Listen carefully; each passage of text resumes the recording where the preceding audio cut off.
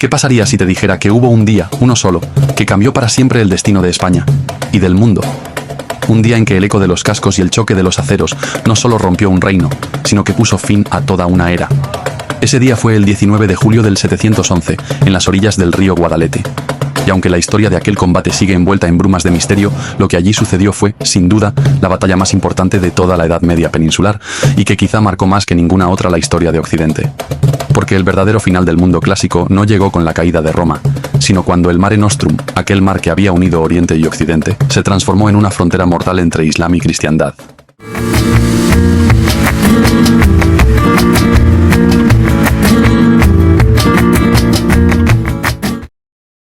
Ese día, en un choque brutal e irreversible, el destino de la península ibérica quedó sellado. El poder islámico, que había irrumpido como una fuerza desatada, no sería un visitante fugaz. Reinaría durante 7 siglos, más que cualquier otro pueblo antes o después, incluido el mismísimo Imperio Romano. Los vencedores bautizaron esta tierra como Al-Ándalus. Hoy, más de 1000 años después, seguimos buscando la verdad entre las brumas de aquel desastre. Las crónicas medievales, tanto cristianas como árabes, nos hablan de traiciones, de profecías y de castigos divinos. Pero para acercarnos al latido real de aquellos días, debemos buscar en una fuente excepcional. La crónica mozárabe de 754, escrita por un vencido, un hispano que, entre el dolor y la resignación, dejó testimonio de la ruina de España. La invasión musulmana pudo haber extinguido para siempre la identidad hispánica. Pero en las montañas del norte, en las abruptas tierras de Asturias, esa llama renació. Renació con una misión casi sagrada: recuperar la España perdida. Hoy algunos lo discuten, pero para los reyes cristianos de la Reconquista no había duda. Luchaban para restaurar el Regnum Gotorum, aunque el largo camino de 8 siglos forjaría una España nueva, nacida en la sangre, la fe y la resistencia. Así, Guadalete y Covadonga quedaron unidos para siempre. 2 batallas, 2 latidos inseparables de la historia de España. Pero para comprender lo que ocurrió en Guadalete, es necesario descender al corazón de la crisis visigoda, a la ambición desenfrenada del califato omeya, al hambre insaciable de poder que dominaba aquel mundo en ruinas. Porque no solo fue la religión la que empujó a los musulmanes a cruzar el estrecho, fue la necesidad, la política y la brutal dinámica de un mundo postromano que se deshacía bajo el peso de una nueva era. A mediados del siglo VI, hispanoromanos y godos ya formaban un solo pueblo. La teoría de que una fractura étnica que habría facilitado la conquista islámica simplemente no se sostiene. Recaredo, Sisebuto, Suintila. Reyes que culminaron la unificación de toda Hispania bajo una misma corona, tras expulsar a los bizantinos y extender su dominio hasta la Septimania, al otro lado de los Pirineos. Hacia el año 680, con más de 5 millones de almas, el reino visigodo era el estado más poderoso de la Europa occidental. Ni lombardos, ni anglosajones, ni francos divididos podían igualarlo en esplendor. En Hispania brillaba aún viva y sólida la herencia de Roma. Eso sí, el trono visigodo era también un campo minado. No existía una monarquía hereditaria, sino que los nobles y obispos reunidos en el aula regia elegían a los reyes. Pero en enero de 710 todo se vino abajo. El rey Witiza murió de forma repentina. ¿Muerte natural? ¿Asesinato? No lo sabemos. Apenas contaba entre 24 y 27 años y dejaba 3 hijos demasiado pequeños para gobernar. Sus hermanos, Opas y Sisberto, ambos obispos, estaban inhabilitados legalmente para reinar. Rodrigo, duque de la Bética, militar veterano, fue proclamado rey en Toledo, pero su legitimidad era frágil y discutida. No existían solo 2 bandos enfrentados, había al menos 3 grandes facciones luchando por el control. Y fue precisamente en ese momento, cuando el reino sangraba y sus cimientos temblaban, cuando el vendaval del Islam cruzó el estrecho de Gibraltar. Historiadores como Sánchez Saus y Soto Chica son categóricos. Si Rodrigo, Águila o los partidarios de Witiza hubieran tenido un poco más de tiempo para consolidar el poder, Tarik jamás habría encontrado la puerta abierta que facilitó la invasión. Se ha argumentado que la rapidez de la caída demuestra la debilidad del reino visigodo, pero esta idea no resiste una comparación seria. Imperios mucho más fuertes como Bizancio y Persia también sucumbieron ante el empuje del Islam, y en el caso persa su desaparición fue total. La historiografía clásica, sobre todo la francesa y luego la anglosajona, presenta la victoria de Carlos Martel en Poitiers como la gran salvación de Europa.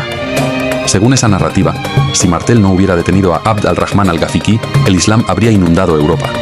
Es un relato heroico, muy extendido, pero los musulmanes llegaron a Poitiers después de cruzarse toda Hispania, con unas líneas de suministro larguísimas, atravesando cientos de focos de resistencia continua, sin la cual no habrían llegado a Poitiers con 10.000 hombres deshilachados, sino probablemente con 50.000 hombres organizados.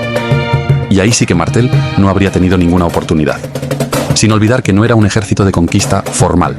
sino más bien una gran racia, expedición de saqueo sobre el rico monasterio de Tours. Los reinos cristianos de Hispania, aunque en ese momento fueran pequeñas bolsas de resistencia, como los astures o los cántabros, soportaron el primer y más brutal embate del Islam expansionista. España absorbió todo el choque civilizacional, sufrió los 7 siglos de ocupación y luchó sola durante generaciones. Mientras tanto, Francia se dedicó a construir su imperio carolingio sobre una base territorial más tranquila, bajo la protección del tapón hispánico. Los francos no combatieron por la cristiandad universal, simplemente defendieron en un momento puntual el acceso a su reino. Desde el año 711, el Islam no era una amenaza remota, sino una realidad palpable en el continente europeo. Lo irónico es que los cristianos tenían la Guerra Santa, la verdadera, a las puertas de su casa. España estaba a apenas 1000 kilómetros de los reinos europeos. En 1095, cuando el Papa Urbano II proclamó la Primera Cruzada, se lanzan a Jerusalén, que se encuentra a 4000 kilómetros. ¿Por qué? Por prestigio espiritual, propaganda papal y un botín exótico. En cambio, Hispania era un conflicto sucio y prolongado. No prometía victorias rápidas ni gloria inmediata, sino generaciones de guerra de desgaste. Volviendo al momento de la invasión, en aquella época, los grandes desastres se interpretaban también como castigos divinos. Algunos sectores de la sociedad visigoda, como las comunidades judías, colaboraron con los invasores, llegando incluso a abrirles las puertas de varias ciudades. Sin embargo, una caída rápida no implica una civilización decadente. Baste recordar que Francia, Bélgica o los Países Bajos fueron ocupados en semanas por los alemanes en la Segunda Guerra Mundial, sin que ello pusiera en duda su fortaleza. El impulso del Islam en aquellos años fue simplemente imparable. En menos de un siglo, el estandarte de Mahoma ondeó desde el Atlántico hasta la India y Asia Central, arrasando imperios enteros. Los datos hablan por sí solos. En 635 dominan Siria. En 639 controlan Jerusalén. 643 conquistan Irán. En 647 cae Trípoli. En 649 desembarcan en Chipre. En 670 completan la conquista del norte de África. En 705 alcanzan el delta del Indo y entre 711 y 713 asaltan Hispania. Tariq ibn Ziyad, bajo el mando de Muza ben Nusayr, llamado por los hispanos el Moro Muza, desembarcó al frente de un ejército profesional, bien organizado y formado bajo la influencia directa de las artes militares de los grandes imperios de la época, el bizantino y el sasánida. En la península ibérica, los ejércitos musulmanes replicaron el modelo militar del califato de Damasco. Los Hasham, mercenarios al servicio del Estado. Los Gundis, tropas reclutadas en distintas regiones. Y los voluntarios de la yihad. Por su parte, la caballería visigoda representaba el arma más eficaz de su ejército. Aunque la fama de la caballería pesada suele atribuirse a los francos, su origen se remonta a mucho antes, a los sármatas del norte del Mar Negro en el siglo I después de Cristo. Cuando los godos penetraron en esas tierras en el siglo II, adoptaron y perfeccionaron esta tradición.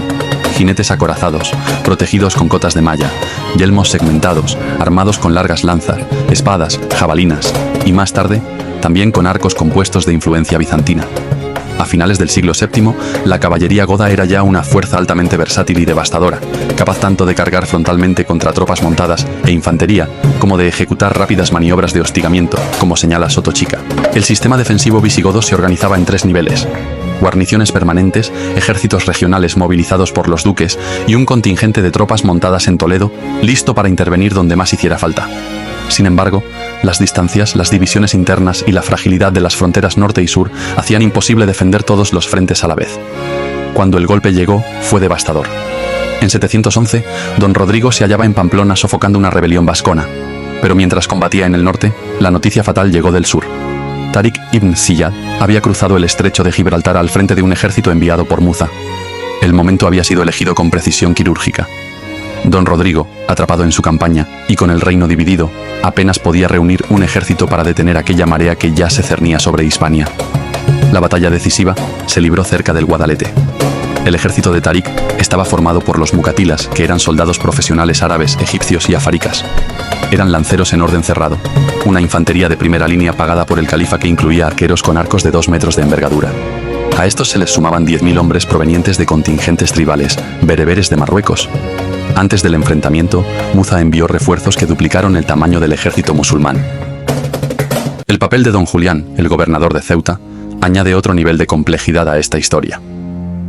Hasta 685, Ceuta estaba bajo dominio bizantino, y tras su caída, Julián quedó bajo la autoridad del reino visigodo. Para el año 710, Muza ya había conquistado Ceuta, y su ambición de expandir el califato por Europa era evidente. ¿Mantuvo don Julián su lealtad a Toledo? Aliado de los partidarios de Witiza frente a don Rodrigo, pactó con ellos y con los musulmanes a cambio de conservar su posición en la nueva administración islámica. ¿Fue su traición motivada, como cuenta la leyenda, por la afrenta cometida contra su hija a manos de Rodrigo? Lo que sí parece claro es que la colaboración de don Julián fue decisiva. Su pequeña flota permitió a Tarik cruzar el estrecho en la noche del 27 al 28 de abril de 711. Aquí surge una incógnita importante. ¿Dónde estaba la flota visigoda? ¿Por qué no interceptó el cruce? Tarik desembarcó en el Monte Calpe, el actual Gibraltar, que lleva su nombre, y protegido por su posición estratégica, avanzó rápidamente. Capturó Cartella y luego Algeciras, donde rechazó un contraataque dirigido por Sancho, sobrino de Rodrigo. Desde Algeciras, Tarik consolidó una base segura que permitiría a Muza enviar más tropas desde África. A lo anterior debe añadirse el pequeño cuerpo de tropas de don Julián y un cuerpo de guerreros negros. Total, 15.000 hombres. Así se organizaban las tropas de Tarik en Guadalete. Una pantalla inicial de arqueros y honderos atacaría a distancia, debilitando al enemigo. Tras ellos, 3 líneas de lanceros formarían en orden cerrado, dispuestas a renovarse de forma continua en el frente de combate. En la retaguardia, una cuarta división, conocida como la Zaca, permanecería cerca de la calzada de Algeciras, lista para actuar como reserva o facilitar la retirada en caso necesario. Aunque las cifras ofrecidas por las crónicas medievales varían enormemente, los estudios modernos estiman que Rodrigo pudo reunir entre 20.000 y 24.000 hombres. El modelo militar de Rodrigo seguía la tradición bizantina. El peso de su fuerza recaía en la caballería pesada, la auténtica reina del campo de batalla en aquella época. No en vano, Hispania había sido célebre desde tiempos romanos por la calidad de sus caballos. Rodrigo, junto a los principales magnates, presentó al combate sus turmas. Unidades de caballería de varios centenares de hombres, bien armadas y experimentadas. A su lado la infantería regular, menos numerosa y peor equipada. Y completando el ejército, levas campesinas, mal armadas, con escasa formación. El ejército godo se desplegó en 3 grandes divisiones. El centro, bajo el mando directo de don Rodrigo, y los flancos derecho e izquierdo, confiados a Opas y Sisberto, hermanos del difunto rey Witiza. Aquí surge una pregunta inquietante. ¿Cómo pudo Rodrigo confiar las alas de su ejército a figuras cuya lealtad era, cuando menos, dudosa? Según los principios de la época, solo debía aceptarse batalla campal cuando existía la certeza razonable de vencer. Rodrigo aceptó el desafío convencido de que la victoria era posible. Superioridad numérica, caballería pesada frente a infantería ligera enemiga y la ausencia de caballos en las filas musulmanas. Sin embargo, cometió 2 errores fatales. Primero, luchar en el terreno elegido por Tarik y segundo, no atacar de inmediato, poniendo ejército frente a ejército teniendo a su favor caballería y número de efectivos. Tarik está esperando, tal vez porque ya tiene conocimiento de la traición de parte del ejército enemigo. Es entonces cuando los witizanos, capitaneados por Opas y Sisberto, contactan con Tarik y pactan la defección de las alas. Así lo afirman fuentes islámicas. ¿Es ahora cuando los musulmanes les ofrecen como recompensa 30.000 fincas adscritas a la corona? Señalan las crónicas árabes. Habían concertado los witizanos entrambos emprender la fuga con las 2 alas del ejército cristiano cuando hubiere lugar el encuentro de Rodrigo con las huestes de los musulmanes y decían: la gente que nos invade no tiene propósito de permanecer en nuestro país. Desean solo capturar botín y volver a sus tierras. Quizá el que nos arrebató el trono de nuestro padre perezca en el combate y vuelva a nuestras manos el poder. Como prueba indudable de la existencia de la traición, Ibn al-Qutiyya, descendiente de Sara, nieta de Witiza, quien exalta orgulloso que, gracias a la intervención de sus abuelos, el Islam hubiese penetrado en tierras de Al-Ándalus. Sobre la disposición de los ejércitos en la batalla, se acepta, sin embargo, que Tarik se encontraba inicialmente apostado en una posición elevada, observando cómo la hueste de Rodrigo avanzaba.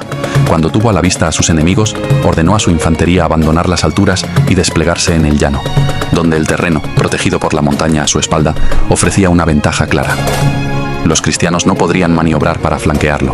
Primero los visigodos fueron castigados a distancia por los arqueros e honderos. Después, la pendiente favoreció el avance de los lanceros musulmanes que cargaron con fuerza contra las líneas de Rodrigo. La confianza en su superioridad llevó a Rodrigo a cometer un grave error: colocar su ejército en un terreno que se convertía en una trampa.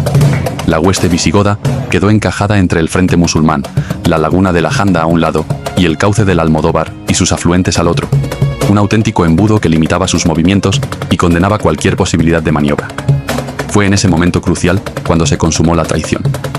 Los partidarios de Witiza, que mandaban los flancos, abandonaron la línea y dejaron aislado a Rodrigo y a sus tropas. Tras esta deserción, las tropas cristianas son cercadas y encerradas en el cauce del río. Metidos literalmente en el lodo, son envueltos por los lanceros que los acosan a lanzazos. El abandono en el campo de batalla, aunque pactado previamente, supone una operación de riesgo por la confusión que se genera.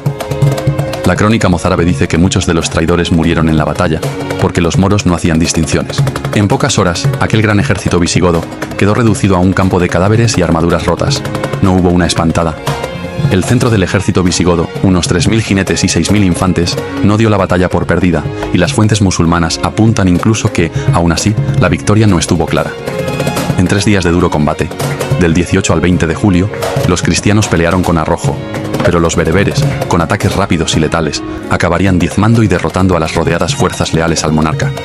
Hasta Rodrigo muere en la batalla, aunque no se encuentra su cadáver, que pudo haber sido arrastrado por la corriente o nunca identificado. Lo único que se encontraría, tras 3 días de matanza, sería su gran caballo de batalla asaetado. Era un magnífico ejemplar, con preciosos arreos, una silla guarnecida de oro y cuajada de rubíes y esmeraldas. Algunos relatos afirman que su cabeza fue enviada a Damasco, otros sostienen que logró huir a Lusitania. Siglos más tarde, en Viseu, apareció una lápida con la inscripción: aquí yace Roderico, rey de los godos, mientras leyendas más insólitas sitúan su tumba en Galicia custodiada por una serpiente. Tarik no se lo cree. Había derrotado al gran ejército real. ¿Puede afrontar la conquista del reino con tan pocas tropas? El factor sorpresa le ayudará. El día de la victoria se planta y toma Medina Sidonia. Sin dejar tiempo a que la facción rodriguista se reagrupe, la remata en Écija y continúa sin detener su avance por el Valle del Betis, donde uno de sus lugartenientes tomará Córdoba, la región más rica del país, para subir desde allí a Toledo. Cuando Tarik llegó a Toledo en 712, encontró la ciudad desprotegida. La caída de Toledo supuso la pérdida del tesoro visigodo y la imposibilidad de ungir un nuevo rey, desmoronando así la estructura política y moral del reino. La tradición visigoda estipulaba que solo se podía ser rey si se era ungido en Toledo, y esta rápida caída de la capital evitó la elección de un nuevo monarca que pudiera liderar una línea de resistencia. El rey encarnaba la trabazón política, emocional e identitaria del reino. Sin rey, se produce el colapso y es el golpe irremontable. Para los germanos, la realeza aglutinaba la esencia del pueblo, y sin él será imposible la reconstrucción de la realidad política como sujeto histórico. ¿Esperaban los huitizanos recibir poder de manos de los musulmanes? ¿O simplemente se resignaron a convertirse en grandes terratenientes bajo el nuevo orden? La historia no lo aclara, pero el resultado fue el mismo. El reino desapareció. En octubre de 711, Muza desembarcó en Algeciras con 18.000 hombres para completar la conquista. El avance fue imparable. En apenas 2 años, la península cayó casi por completo. En menos de 6 años, la transformación de Hispania fue radical. Nadie en aquel verano de 711 pudo imaginar que el cambio sería tan rápido y tan irreversible. El flujo constante de contingentes bereberes convirtió la presencia islámica en algo permanente. El ejército musulmán hizo incursiones de terrible violencia que simultaneó con pactos relativamente pacíficos, con la tributación correspondiente, con las autoridades de la mayoría de las ciudades y los nobles rurales. Los obispos apostaron por la mejor solución, el pacto con el enemigo, aunque resultase humillante, con el fin de evitar matanzas, destrucciones y saqueos y asegurar la permanencia de la Iglesia. La construcción política de Al-Ándalus, nueva provincia del Imperio Islámico, y del nuevo modelo de sociedad social y religioso, vino favorecida por el entreguismo causado por la debacle moral, por la pérdida y el sentimiento de culpa de los cristianos, ante lo que percibieron como un castigo divino de un pueblo abandonado por su Dios. La expansión islámica, de feroz violencia, tenía como principal objetivo el económico y la construcción de un enorme imperio que saquearía los países dominados y que tardaría más de un siglo en adaptar los logros y formas culturales de los pueblos vencidos, más civilizados, fueran el persa, el bizantino o el hispano-godo. En el caso de Hispania, era posiblemente el reino más civilizado de Europa occidental.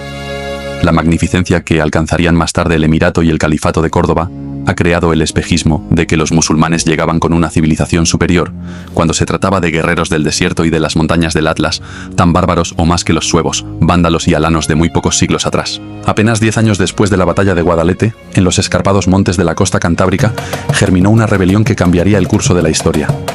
El lapso entre la invasión de Tarik y la batalla de Covadonga es, en términos históricos, mínimo. Muchos de los caudillos que levantaron el primer reino de Asturias eran hombres que bien pudieron haber combatido o huido tras la derrota de Toledo. Entre ellos destaca una figura, Pelayo, quien será precursor de la Reconquista.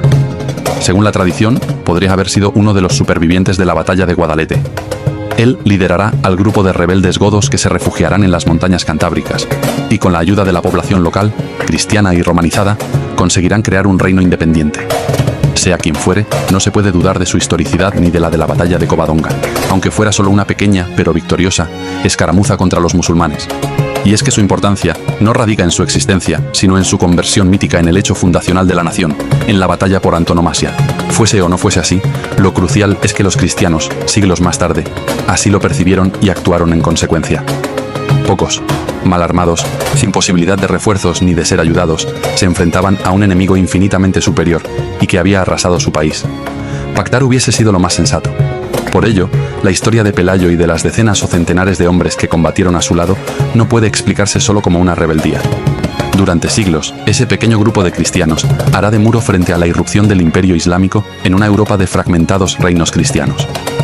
El continente americano no habría sido evangelizado, sino islamizado. España actuó como frontera occidental de la cristiandad durante 7 siglos y, sin embargo, el mismo año que caía el último reino moro de la península, era la mayor potencia naval y militar. En los siguientes 30 años exploraría un continente entero, completaría la vuelta al mundo, dando lugar a la primera globalización, dibujando el primer mapa del mundo, reformaría el calendario que tenemos actualmente, crearía los primeros derechos humanos, crearía un imperio integrador con territorios en todos los continentes, con más de 60 activos reconocidos por la UNESCO como Patrimonio de la Humanidad en América y Filipinas, que sumados a los de la península ibérica, alcanzan el centenar doblando casi a China e Italia, y la primera moneda de reserva de uso global de la historia. Tendría que combatir en solitario contra las principales potencias europeas, contra el Imperio turco, salvando Europa del Islam por segunda vez en Lepanto, en la más importante batalla naval de la historia, 450 naves y 150.000 almas.